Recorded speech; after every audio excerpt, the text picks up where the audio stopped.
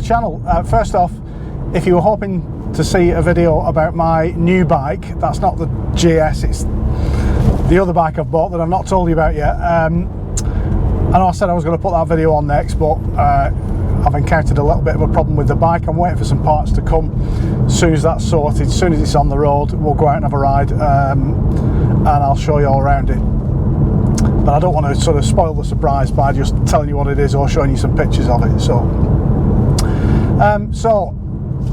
nice day over in the Northwest Highlands of England. So I'll come out and have a little bit of a drive. It's an essential journey, of course it is. But I thought I'd take the opportunity to talk to you about mistakes. That's sort of how to deal with your own mistakes when you're driving or riding, just as relevant to you if you're a motorcyclist, this video. And how to deal with other people's mistakes. That was an M2 CS there. Yeah, how to deal with other people's mistakes. Let's start off by saying that this video actually could be aimed at anybody. So if yesterday was your first ever driving lesson, if yesterday was the first time you'd ever been out on the road, obviously you'll have made loads of mistakes. If you're an advanced driver, police advanced driver, IM, ROSPA, if you're an observer, if you teach this stuff, if you're an examiner like me and you test people at the end of the courses, you will also have made some mistakes. I guarantee it. One thing that you learn very early on when you start learning to drive, or when you start improving your driving with advanced driving courses, is that there's no such thing as a perfect drive, and there's no such thing as a perfect driver. I am a long way, trust me, I am a long way from being a perfect driver or a perfect rider. Now, part of that is an acknowledgement that there's always more to learn, there's always something more to learn about driving and riding. But part of it is recognising that, yes, absolutely, we make mistakes when we drive. Every single time I get in the car, you know, I don't just make one mistake, I will make a series of mistakes through the drive. Now, they might not be huge mistakes, they might not be whoppers every time, but the little things that I could have done better, or with hindsight we could have improved. I'm going to tell you a little story now about a mistake that I made quite recently, and this was a whopper. This was an absolute howler. Probably the biggest mistake I've made driving a car in the last 25 years. Did not result in an accident, which is fortunate, because if it had done, it would have been a big one. But I'll tell you the story. It was December last year, and I was on my way home from filming that series of videos about skid control. So if you've seen that series of videos, you know, I'll talk you through understeer, oversteer, how to control skids, under braking, all that kind of stuff. What happens with stability control systems, traction control systems, all that. If you've not seen the videos, I'll put a link in the description below. Go back and have a look at those, you'll see what I mean. But I was on the way back. I was on an unspecified stretch of motorway, let's put it that way. And it was absolutely hammering it down with rain. If you've seen those videos, you can see it was pretty torrential rain all day. And I was on the motorway, lane 3 of 4 lanes. And yeah, the motorway was really wet. It appeared to be draining okay, but then all of a sudden there was a flooded area across the motorway. Not a deep flood, just one of these areas where the water runs across the motorway. And I drove through that standing water too fast. I carried too much speed into it.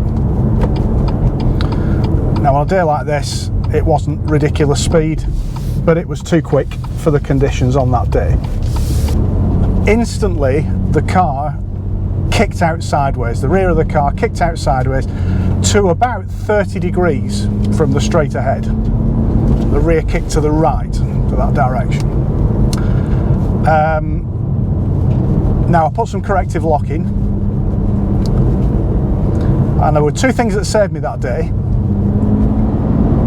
One was the really good stability control systems on this M2 competition, which stepped in immediately. And the second thing was, I'd spent all day practicing skid control techniques.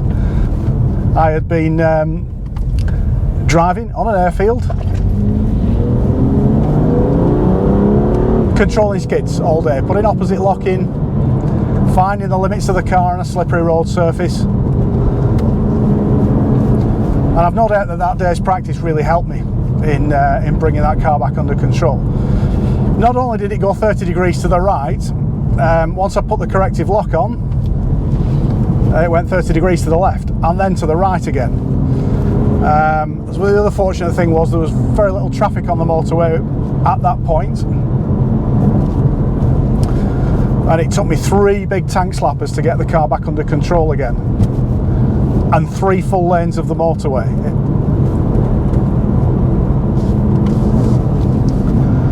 Now, it was one of those real heart-stopping, heart-in-mouth moments. It was horrible.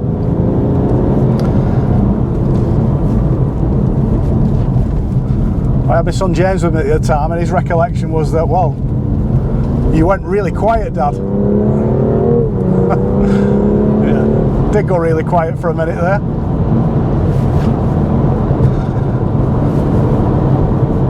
Little weasel then, did you see that? Or a stoat, never know the difference.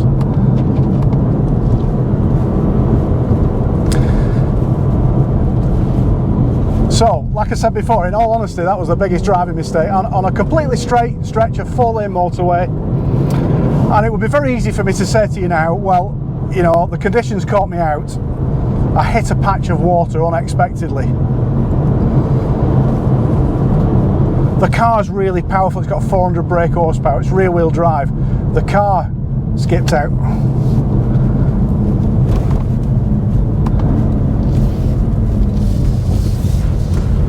But the truth of the matter is, it was my fault. It was my mistake. Yes, there was water in the road. It was raining, what do you expect? Yes, the car's got 400 horsepower, but I made a video recently about driving this car in the rain. Why am I not following my own advice? Drive to the conditions. And what you tend to find when people make mistakes, and I used to find this a lot when I was in the police and you were talking to people after an accident, is even if they were blatantly to blame for that accident, they'd look at something, they'd look for something to sort of, don't turn in too early, fella. They'd look for something, I'll talk about that mistake there in a bit. Yeah, so you go to an accident and people would look for something to sort of mitigate their own blame. And the problem with that is, the problem with looking for somebody else to blame, or looking for something else to blame, or blaming the car or the conditions, is that you never learn from your mistake. If you're not critical about yourself and critical about your own driving or riding, you'll never learn from your own mistakes. And a mistake is an opportunity to learn. Now, when I'm out doing driver coaching or rider coaching, there are times when I will allow a mistake to develop. I'll see that the driver or the rider is about to make a mistake, and as long as it's not a horrendous one and it's not going to put us in any real risk, I'll allow that mistake to develop a little bit. Because sometimes I want the drivers to feel, or the riders to feel, what it's like just as, you know, on the edge of things going a little bit wrong. Because then we can link it back into the advice that I'm giving them, the instructions that I'm giving them, and make sure that they don't make that mistake again. It's a reference point, you can work back to it. But the really important point is that you have got to recognise your own mistakes. So in my case, you know, when we're driving on the motorway and the car went sideways, completely and utterly my fault. There were 1 or 2 little lucky elements in there that helped me to keep the car helped me to get the car back under control, shall we say. But I don't claim any great huge amount of skill in regaining control of the car. It was as much luck as good judgment that regained control of the car in that situation. So let's relate this conversation to a situation where you might be on some kind of driving test, whether that's your DSA driving test, whether it's your advanced driving test, one of the advanced driving groups, or police, or the emergency services, whatever. One thing's for sure, on any driving test, you'll make some mistakes, because we make mistakes when we get in the car, that's fine. The examiners will recognise that you've made mistakes. Now, the DSA marking is a bit negative. They mark you down for little bits of mistakes and errors here and there. I think that IAM and police marking is a little bit more forgiving. They recognise, you know, why mistakes have been made, and they will allow you one or two errors here and there, because actually what the examiners are looking for are faults, and that's a mistake that repeats itself all the way through the drive. So if you're on test and you make a mistake, let me give you a couple of tips. First of all, don't grass yourself up. Don't tell the examiner, oh no, I was speeding there, I was doing 35 in a 30. Because they might not have noticed. They probably will have done. They probably will have done, but they might not. So give yourself a fighting chance. Don't grass yourself up. The next thing I'd say is remember the mistake. So a lot of people will tell you, oh, just forget about it, leave it behind you, it's done, there's nothing more you can do about it. Well, yeah, you can't change the mistake that you've made, but what you can do is remember it and store it. Because what I'll do as an examiner is I will look for a similar situation. I'll look to try and put you in a similar situation. If you've made a mistake at a roundabout, I'll look for another roundabout, because I want to make sure that it was just a bit of a one-off, and that actually, you know, you're not going to make that same mistake again next time you go around another roundabout. So remember it. When you see the same situation arising again, just remind yourself, right, I'm not going to do it wrong this time. I'm not going to make the same mistake this time. I'm going to get it right. And the other thing is, on test, if you make a mistake, it's very easy to assume, oh, that's it, I've failed. And I've seen people perform really badly on test because they've made a bit of a mistake early on, and then it's just ruined the drive for them. It's completely ruined the drive for them, because they've lost all the confidence and they've just assumed that they've failed the test. Never ever assume that you failed. You make a little mistake, just remember it, store it, don't let it spoil the rest of your drive. So when it's your own mistake, recognise it, acknowledge it, learn from it. You don't learn from your mistakes, you'll never get any better at all. Use them as a learning point. It's not a reflection on you as a driver, it's a reflection on you as a human being, and as human beings we're not perfect, we make mistakes. It's normal. I'd be more concerned if somebody went out and didn't make any mistakes at all. I've never seen it, and I don't think I ever will. What about other people's mistakes? Well, it's very easy, if you're not careful, to get frustrated with other people's mistakes, and it's one of the things that I see with people who've had a bit further driver or rider training. So one of the mistakes you can make if you've had advanced driver or rider training is you start to judge people by your own standards, and that's never a good idea. Not everybody out there is interested in advanced driving or better driving or flicking a car through a hairpin with a little bit of oversteer. People aren't interested in that kind of thing. Some people are, most aren't. Most people use the cars as a way of getting from A to B.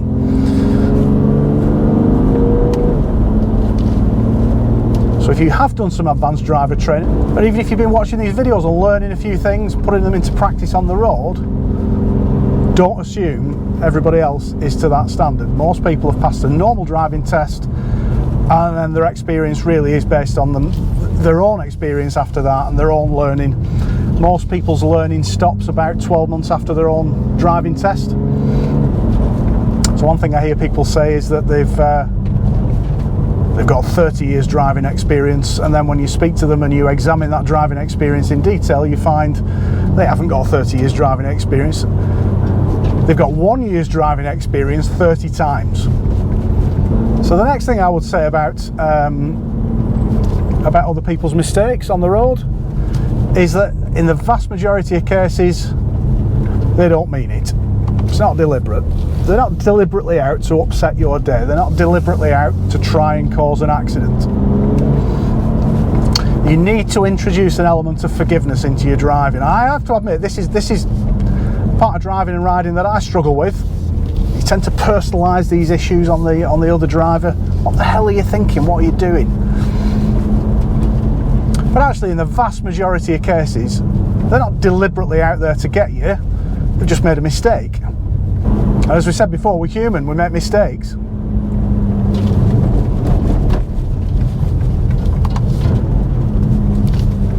Earlier on in the drive, and I'll show the clip again now, there's a couple of motorcyclists coming the other way. The second lad on a sports bike turned into a corner too early. He was turning into what to him was a right-hander. He made a complete assumption there was nothing coming the other way, and there was. It was me. You can see him adjust his line. I saw his eyes go a little bit bigger.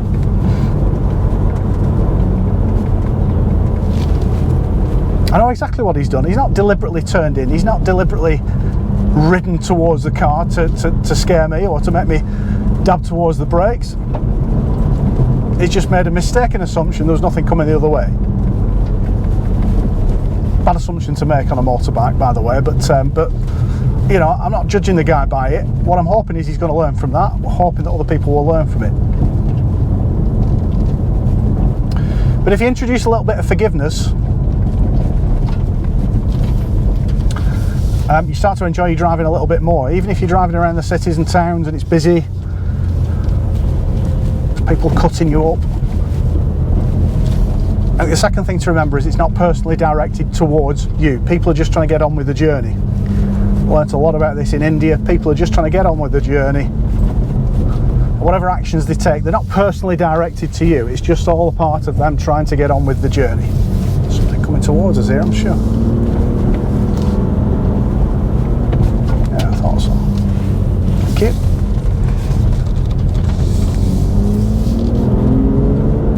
And here's a little tip for if you get stressed by other vehicles on the road. Just remember it. In each of those vehicles there is a human being driving it.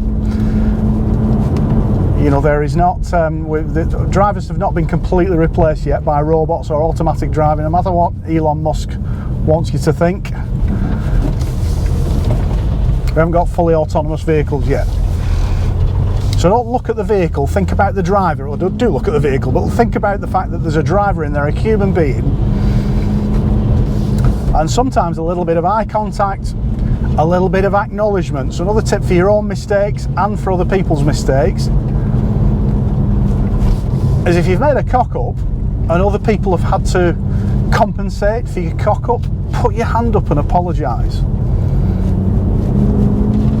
It immediately takes all the heat out of the situation. It immediately says, yeah, that was my mistake, I apologise.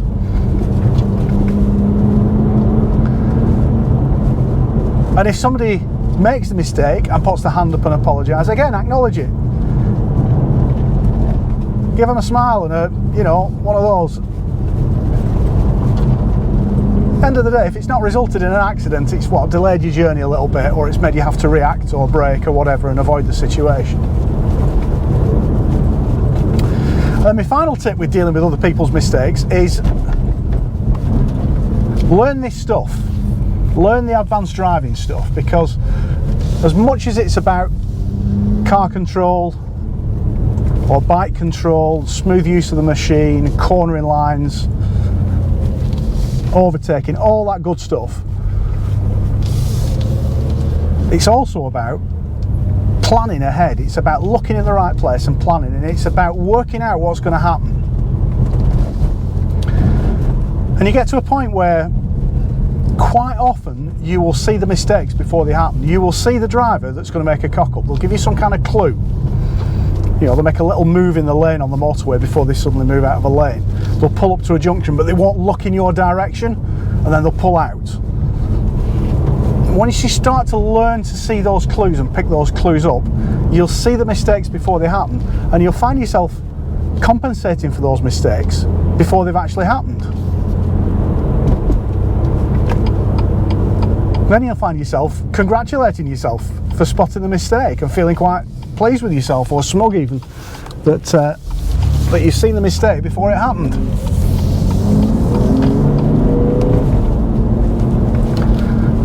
And if there's one thing that takes the heat out of other people's mistakes, it's that recognition and being able to do something about it before it happens.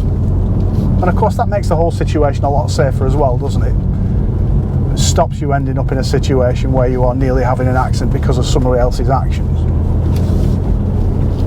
So that's my thoughts on mistakes, your own mistakes, other people's mistakes. Remember, if you make a mistake, just acknowledge it.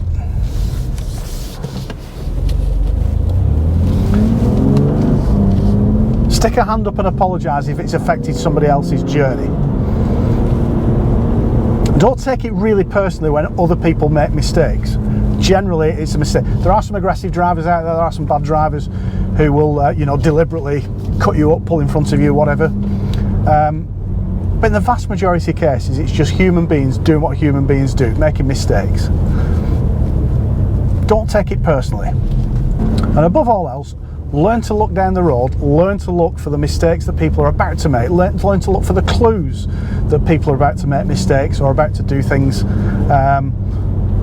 that otherwise you might think will be unexpected. If you put those things into practice, you'll find that your driving or your riding flows a lot better, that you enjoy it a lot more, and that actually it's a lot less stressful. It takes a lot of the stress out of driving and riding.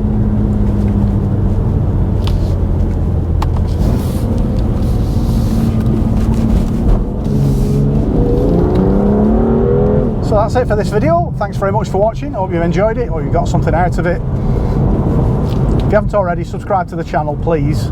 It does help the channel. I don't just do instructional stuff like this. We do travel videos once we're allowed to travel again, and motorcycling stuff.